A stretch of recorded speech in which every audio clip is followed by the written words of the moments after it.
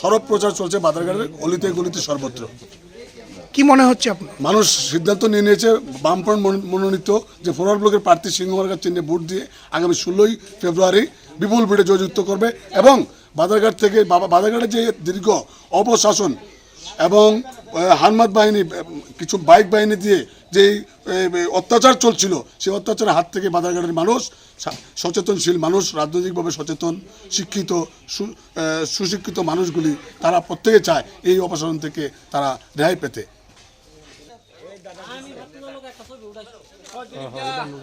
সবাই